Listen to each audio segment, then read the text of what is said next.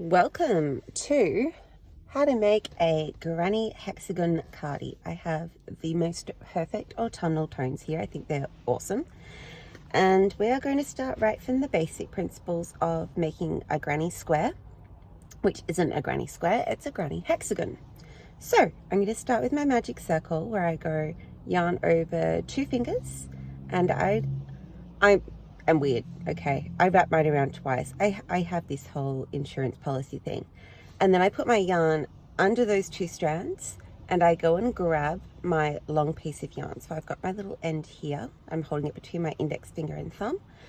Go under with my hook, grab the long strand and pull it up between. And then I twist over. It's the weirdest thing to try and show. I twist over and I have this loop that's around my hook. And I grab my long end and I pull it tight over my hook and through that loop. And suddenly I've locked in place my magic circle.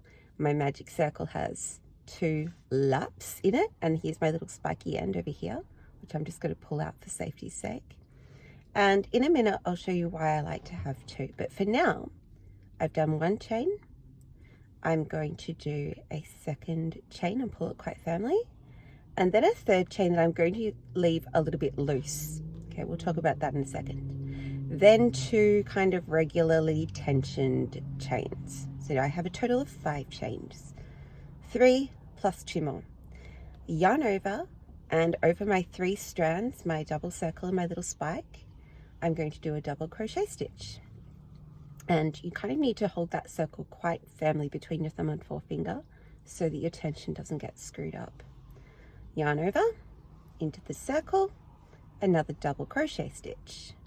Yarn over, into the circle, a 3rd double crochet stitch. Okay, so I've got my chain 5, and 3 double crochet. Now I'm going to chain 2.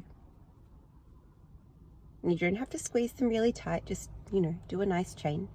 Yarn over, work 3 more double crochet stitches across all 3 strands of the yarn here. 1, yarn over,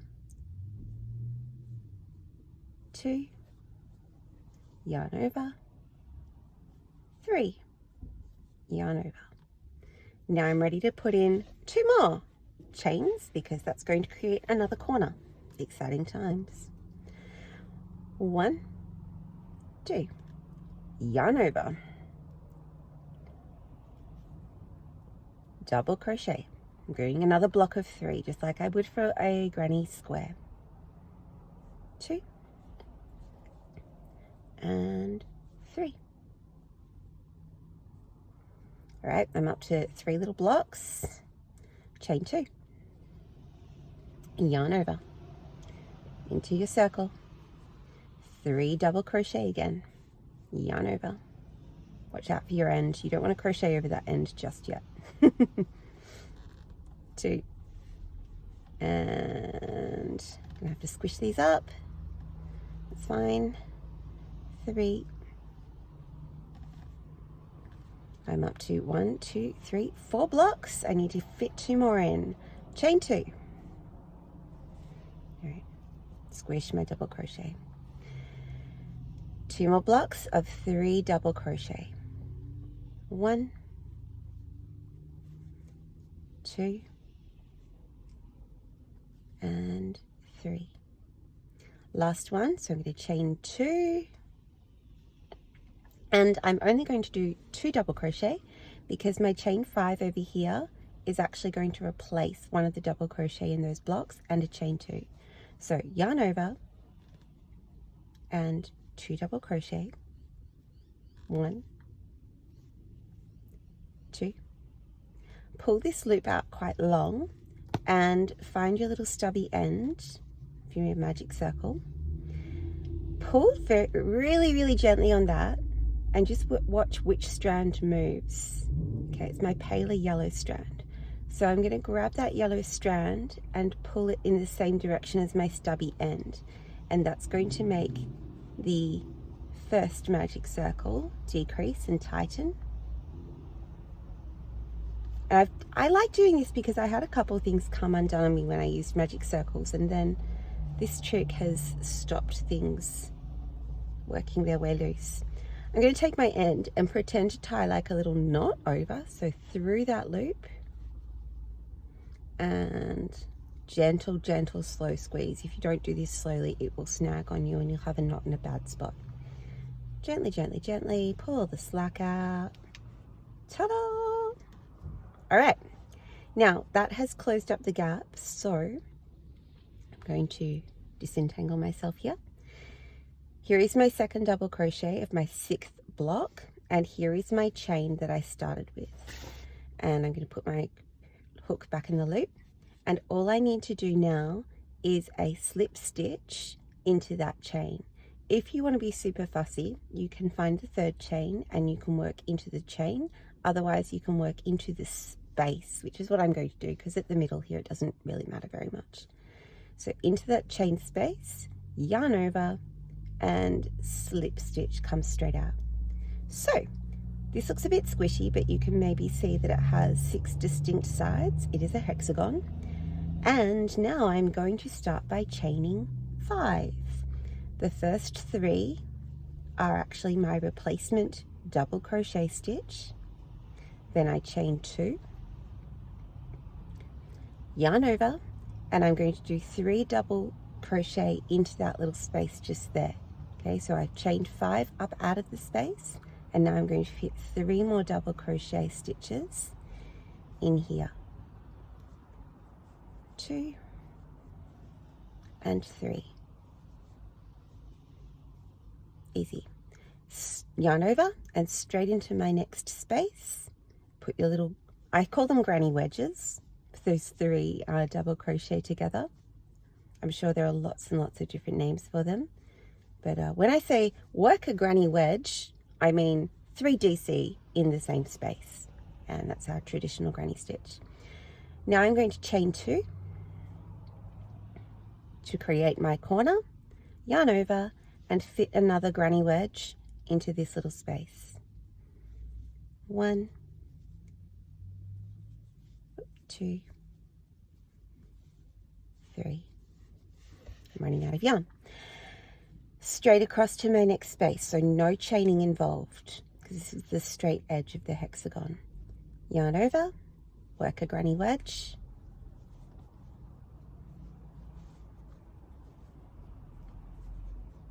and chain 2 to create your new corner.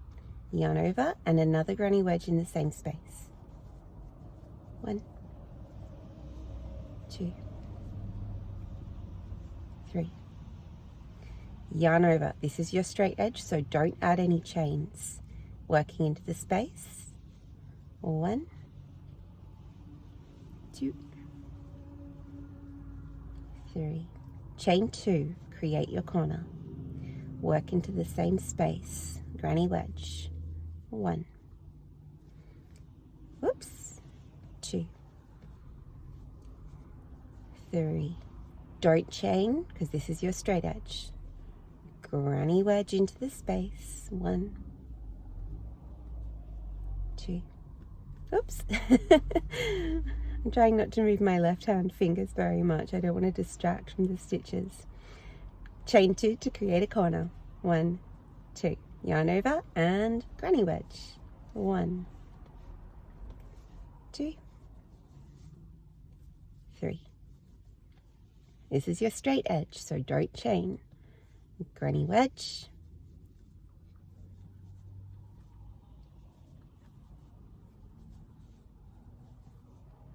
Chain 2. Granny wedge.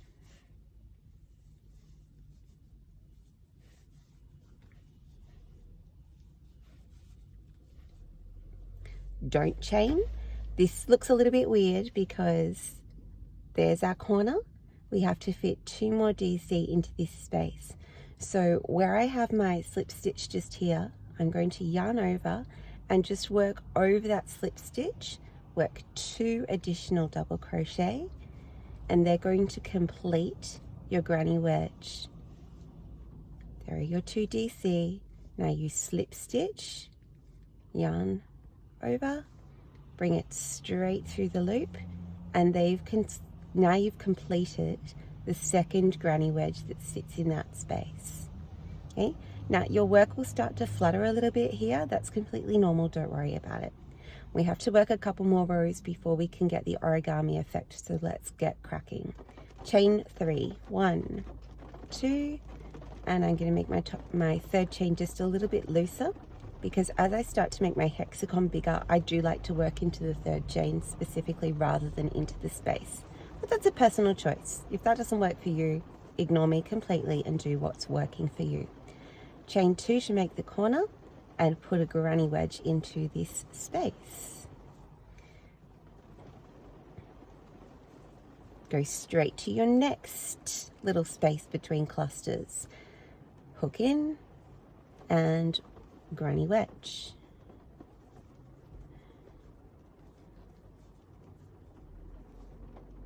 Go to your next space, granny wedge.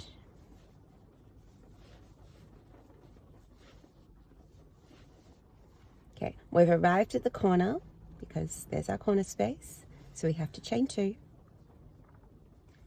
yarn over, into the space, and granny wedge.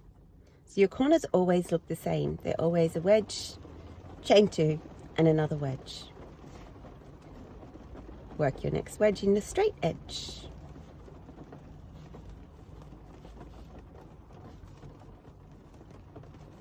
I'm up to my next corner, so it's going to be wedge, chain 2, and wedge.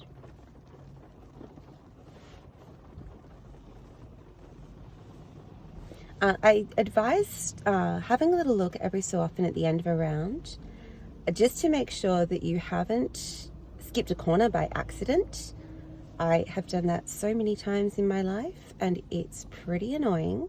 So it's just good to check your shape is symmetrical, your wedges are sitting flat in your corners. Here we are, add another corner now.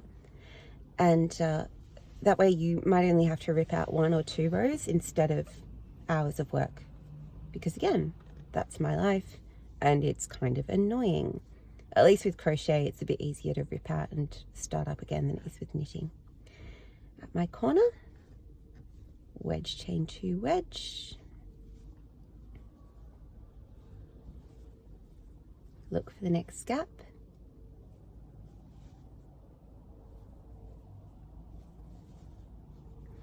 And you can also see I've chosen a variated yarn for this pattern because the pattern is really, really simple. And so I feel like a yarn that has some color changes in it gets its chance to shine in a simple pattern. If I was doing something more complex or frilly or with maybe V-stitches alternating with my granny wedges, then I would probably choose to work this in blocks of color, and I would maybe do a color change every few rows, or maybe I just do the whole thing in one color. But with the simplicity of this pattern, it's a nice one to use your multicolored yarns on. I didn't mention this at the start, but my hook size is a 4.5 mil. And I don't know the ply of this yarn. This is one of the famous mill-end bags from Spotlight, where the wool you get is random. It can be any fiber, any blend, and it's sold just by weight. So I have about 400 grams, and I chose to use it on a hexagon cardi because it's a garment that suits different lengths. So I'm really happy to make one that's cropped with shorter sleeves, and I'm not going to have a cry about it if I don't have sufficient yarn to do a full-length sleeve or a long body. It's kind of an easy project for get as far as you can and then finish it with what you have left. Playing yarn chicken. Here I am at the start of my round again. You'll remember this is where we chained 5. So just a reminder that you yarn over and you put 2 more double crochet over the top of that slip stitch. And this is the neatest way I have found to work granny squares and granny hexagons. This is the neatest join for my technique. Everyone is different. There are lots of different ways to join this. At this point, I'm going to yarn over. No, I'm not. Sorry. At this point, sorry, I'm going to look for my third chain. So I have 2 in my corner, 1, 2, and then stick my hook into the third chain and slip stitch like I did before. And the only reason I do this is that it just sits a little bit more flat than going around and slip stitching. And as I start to work out, I would like to conceal that join as much as possible. So here's my hexagon. At this point, this is fun. Fold your hexagon in half, okay? Just like that. And you'll notice that it makes 3/4 of a square. Now, that's your armpit, that's your elbow, that's your waist. Weird? Yeah, okay. It's a bit of a brain strain. You can see I'm pulling this into the right shape so that it's easier to imagine. But this is my sleeve side, or this is my sleeve side, doesn't matter. But I'm just showing you this is how we fold the hexagon to make the crux of the pattern here, so that you can imagine as you're working around and around how your garment is going to take shape. It also lets you get your head around the maths that from the center to your edge is going to be your armpit down to your waist, and your armpit towards your wrist or towards your elbow. Up here is going to be your shoulder, okay? So you have lots of options for this. You might think, I would like a really cropped cardigan, so you have quite a short side here. And at that point you would stop your hexagon. You would work your seam up here and then add extra rows if you want to lengthen the arm. Or vice versa, if you want a short sleeve, stop your hexagon, work your closing seam up here, work your back seam between your two hexagons, and then work around the base to lengthen the body section.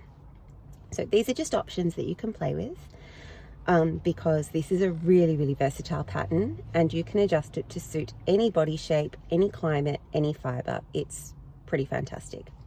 I'm going to chain 5. 1, 2, a little bit baggy on my third stitch so I can find it again. Then squeeze, squeeze, 4 and 5, my turning chain. Yarn over and granny wedge in my first corner. Ugh, my wool is snagging. Look at these colors, aren't they divine? I think they're such a great blend.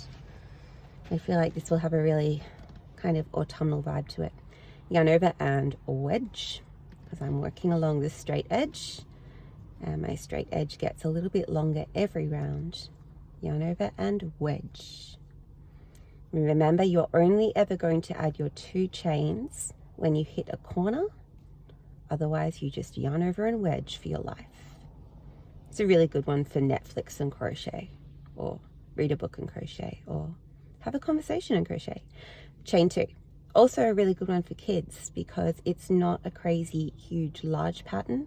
It's something they can often start, and adults can maybe finish to exactly the right size, or help them make up and stitch together, because there's only a couple of seams. And it's such a good practice stitch. You can learn so much about tension and sizing and gauge and maths. Crochet is definitely a maths project. Right down from budgeting the yarn. We all know a project that's gone over budget, right? Chain 2 at your corner. Budgeting your yarn, the quantity you'll need, measuring out how many stitches in a 10cm panel, and then working out your units of 10 to make a garment or make a scarf. It doesn't matter. But it's a really good skill to teach kids, because it has real life practical skills, and it's crafty, it's creative. And I think there's a lot of satisfaction that comes from creating something and saying, hey, I made that. I know that my child has had a lot of joy out of making me scarves. She often has big ambitions around making blankets, but she doesn't quite have the stamina to see the project through yet. But it's all about developing life skills.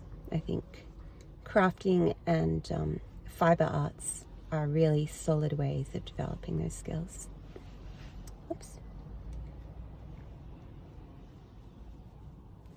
So my sides are getting a bit longer, getting into another orange bracket, which I am adoring. And I'm at another corner, so just a reminder that at your corner you always put a wedge, chain 2 and a wedge. I should really invest in one of those things that you stick the wool on and then it just spools. That would be sweet. Love one of those. Chain 2, make the corner. The other good thing about using a fairly chunky wool, this is, I'm guessing, about an 8 ply. It's crocheting nicely on a 4.4 hook anyway. Is that it works up pretty quickly, so you have a lot of satisfaction coming quickly. It's all about finding the dopamine in our house. Hit another corner, wedge, chain 2, wedge, just in case you needed a reminder. 1, 2.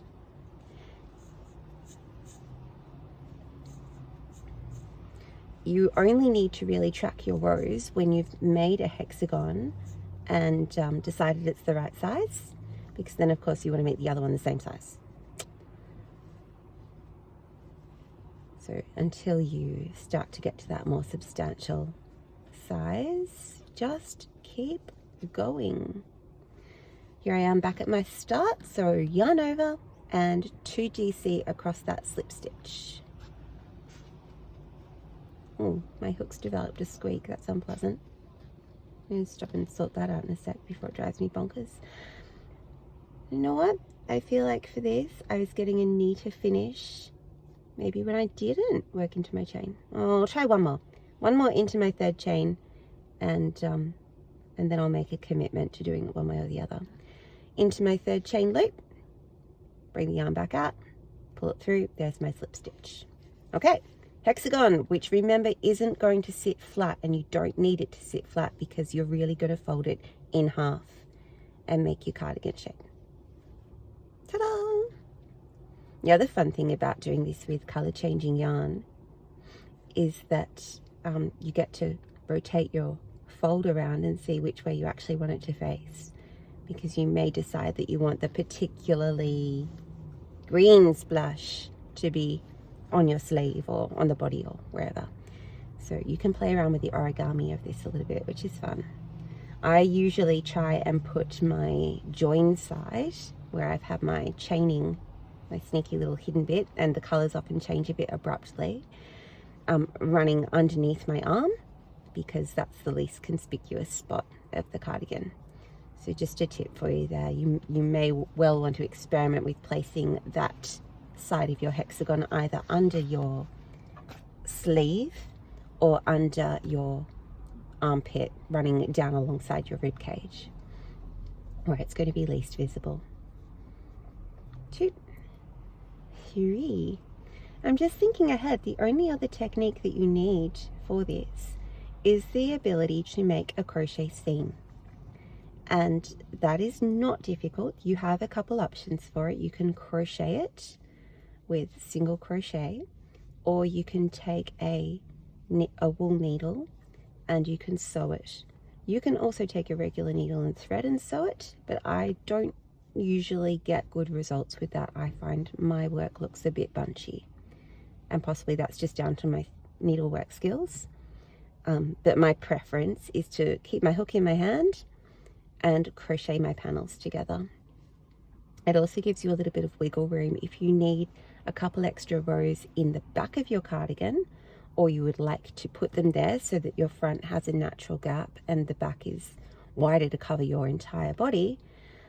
You have that versatility to just chuck a couple extra rows either side of that seam and broaden the back side or the front side or the whatever side you feel like. Here I am back at another corner. Hooray! Chain 2, wedge.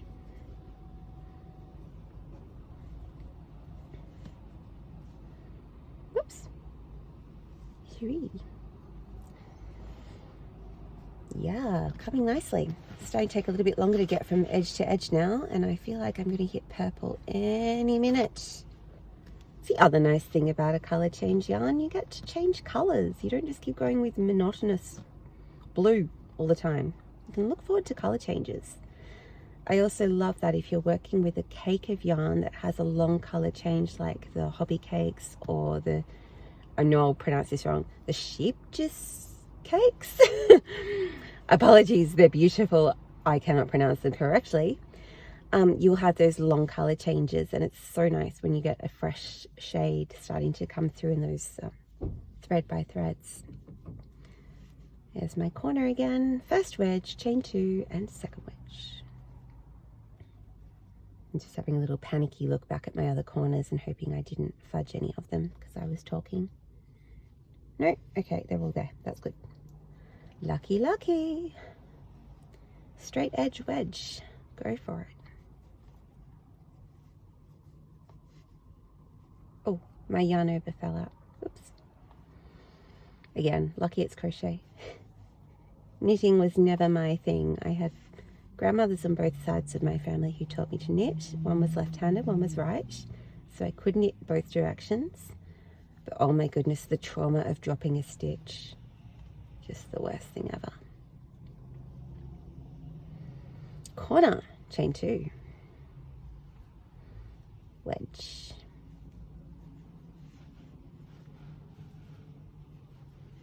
Get annoyed at yarn. There we are, that might help. The other reason that I like caking my yarn, but I was a bit lazy with this and I'm just working with it off the skein. I also could have dug around and looked for the middle of it, but I really wanted to start with the orange that I saw on the outside, so I'm paying the price now.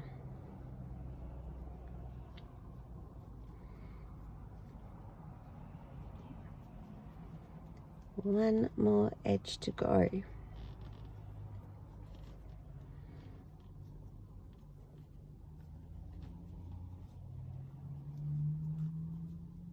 Chain, chain.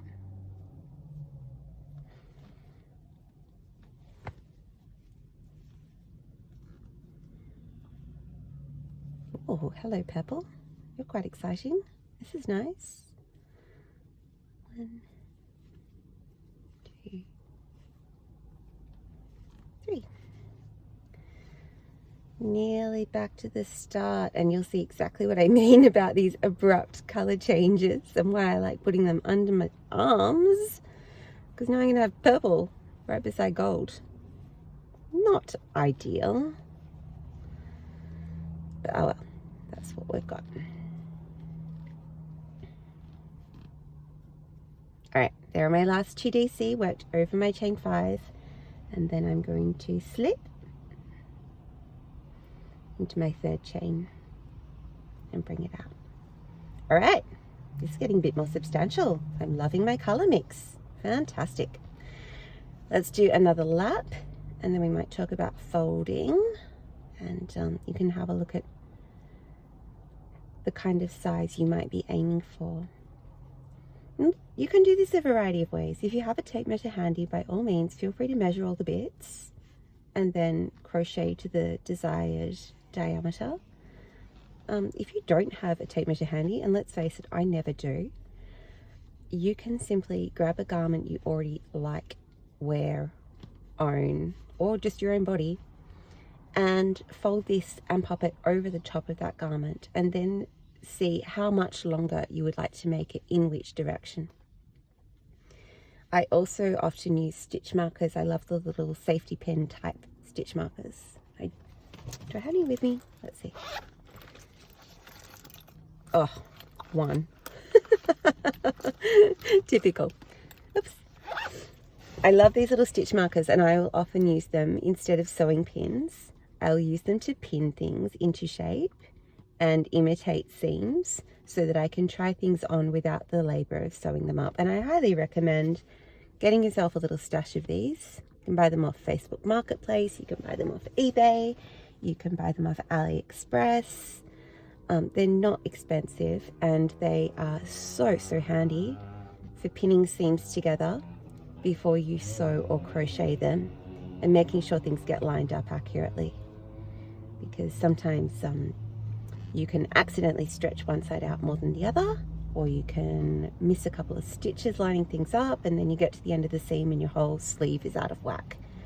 So I highly recommend having a good stash of those little safety pin markers. I also prefer them over sewing pins because they're not sharp. You can work over them and pull them out when you're done. and they're very, very good for holding your garment together so you can try it on. And if you're a one-person operation, that's a good thing. Okay, about to hit my corner again.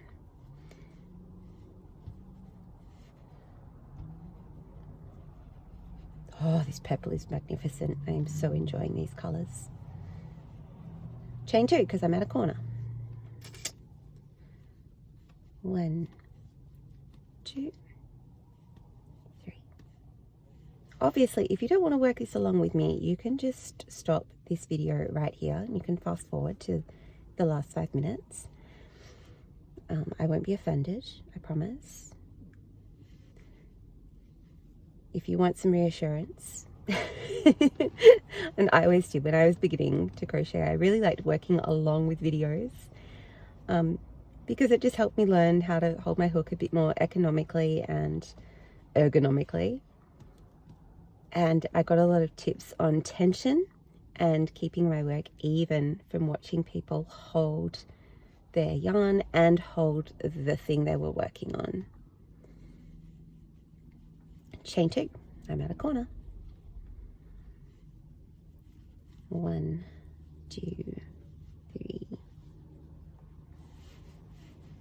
The joy of a mill end bag. So these mill end bags that you can buy from Spotlight for cheap often have yarn in them that may have been a bit miswound or maybe unevenly plied, and that's what I'm hitting at the minute. You might have seen this is going a little bit strandy, so it looks like there's been a mistake in the tension of the ply, which is fine. I do not go around poking people's crochet garments going, oh, looks like a loosely plied bit there. No one is ever going to notice that except for you when you are creating the thing. And if you're anything like me, it will bother you for about 3 minutes of your life and then you'll be able to move on. That was annoying though. And that is why misplied yarn is irritating, because it can cause your hook to catch. But hey, you can slow down, you can stop and twist your yarn a little bit. These are all solutions to a very small problem. Chain 2.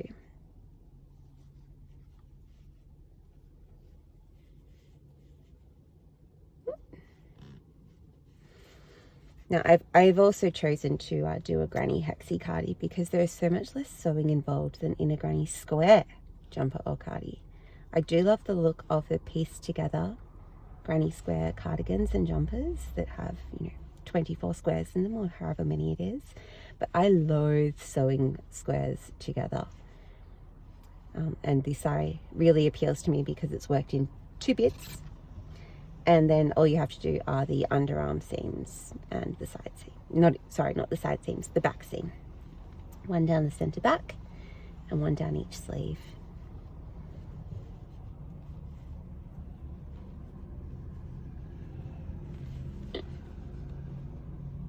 Chain 2. And go.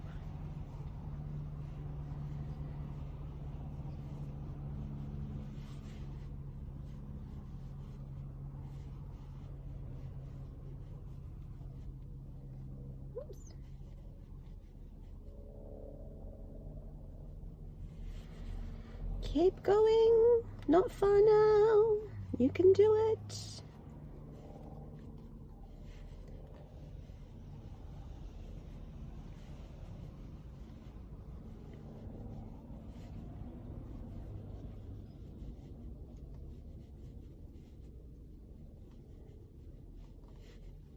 Oh, and here I am back at my corner. Hooray, amazing. Let's chain over the top. Chain. DC over the top. Double crochet over the top. Nah. Lost my words. Alright. And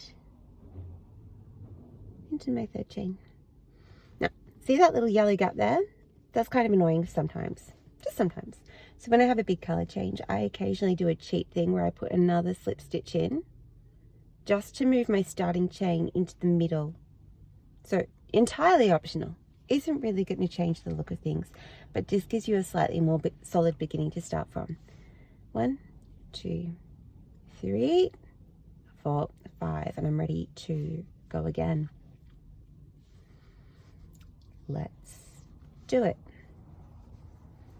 The beautiful thing about this stitch is that you of course get faster with practice, and crocheting a simple square or hexie gives you so much practice.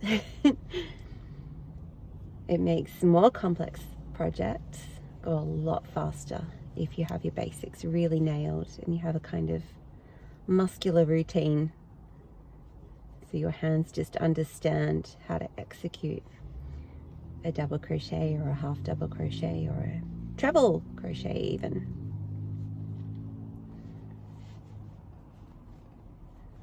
And then that's your fun gateway into some great patterns like Sophie's World or Sophie's Universe, Charlotte's Universe, all these beautiful garden patterns. There's a lot of hooked on sunshine patterns that are really terrific, that you don't need a lot of stitches or a really high level of ability to follow along with, but she does some really great things with texture and color. I think the color schemes that I see in the Hooked on Sunshine group are often so amazing. There are people in there with really great eyes for color. And then there are people like me who buy the wool variated so they don't have to think about color schemes. I would never think to put these colors together. It just wouldn't occur to me. So I'm really fortunate that we have these kinds of products.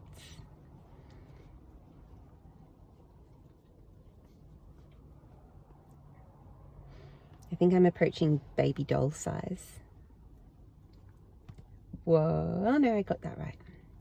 I thought for a minute my hook hadn't come out the loop properly. I hadn't made the whole stitch. Chain 2.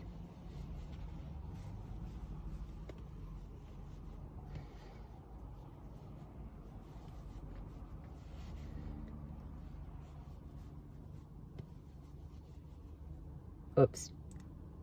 There we go, back through my 2 loops.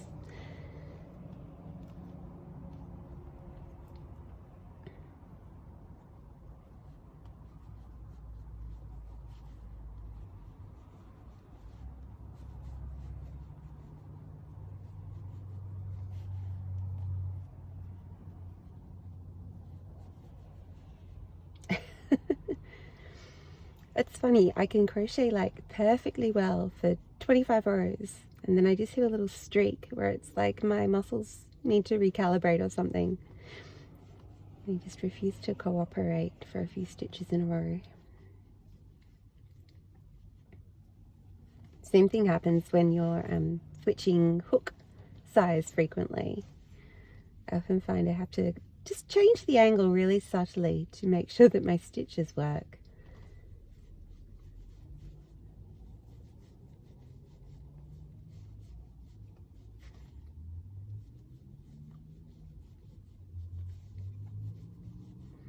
My grandmother pointed out to me the other day that I crochet with both hands, and now I can't stop thinking about it, because if I kind of relax and don't think about it, then I start like really using my left hand a lot. And I've been working on making my technique a little bit more stable, so I'm really just pinching with my left hand, and I'm doing all around and round action with my right.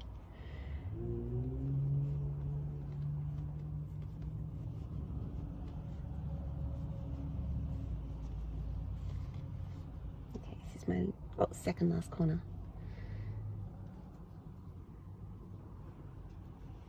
Chain 2 because it's a corner.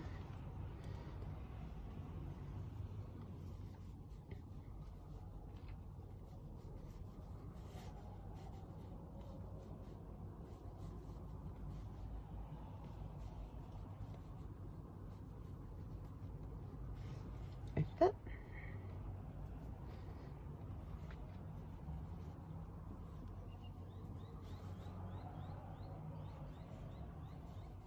Oh, it's pink time. Excellent.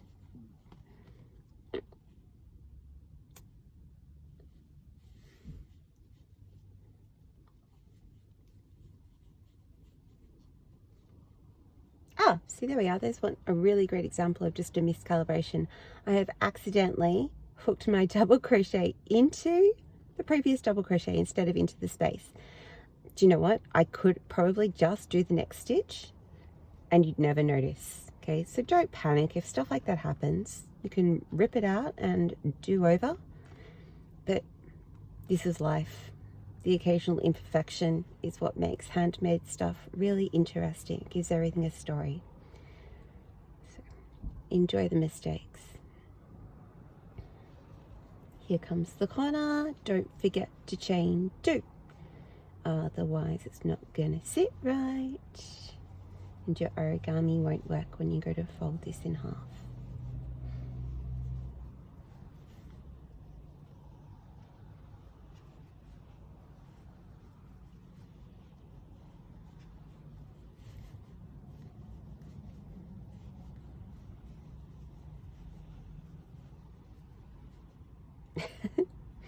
There we go. I think this is my brain telling me it's time for more caffeine. The neural pathways are getting a bit clogged here. You need to stop and get a coffee. Maybe we'll finish this round and then I'll take a coffee break. Woo!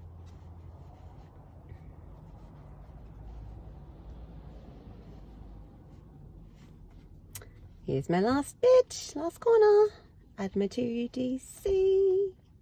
All the colours even about the same. Feels like a sign. I'm going to slip stitch. There we go. And just because I like the way that sat so nicely, I will slip stitch into the chain space, just to position my chain kind of in the middle of that pocket and start to have that sit a bit more flat, because now I'm getting out towards the visible part of my garment. I'm going to pull this out long and find the stitch marker so that I can't possibly accidentally pull my work apart. This is a really good hack. If you've got to go away and leave something mid-stitch, put a stitch marker in your last loop, because then you can't accidentally unpick it. Then when you come back, you just yank on your stitch marker a bit and you're good to go. So let's fold it in half. This is my under the arm seam. So I'm thinking of positioning that in a less obvious spot. There we go. Oh, hold on. Wrong corners. There we go. Now I'm correct. It's a miracle. Let's put it around this way. Okay. So I'm imagining that here is the front of my cardi. Here is the side seam. Here is the underarm seam. My hands are going to stick out this way eventually. So obviously as this grows, I can imagine this is the length of my sleeve. This is the length of the body section. This is across my bust and across my back. And how some people do like to fold this over, and we'll talk about that when we get up to making our shoulder seams, what you want to do at the neck and how you perhaps want to border this or finish it, but that's a little way off. So I'm going to go take a coffee break, and then when I come back, I'm going to sit down and I'm going to work some more rows on this, and I'm going to get this to the kind of size where I could talk about making a partner for it and sewing my seams. So good luck, keep going, and I will link up the next video where we talk about sizing, sewing up, and finishing off. Enjoy!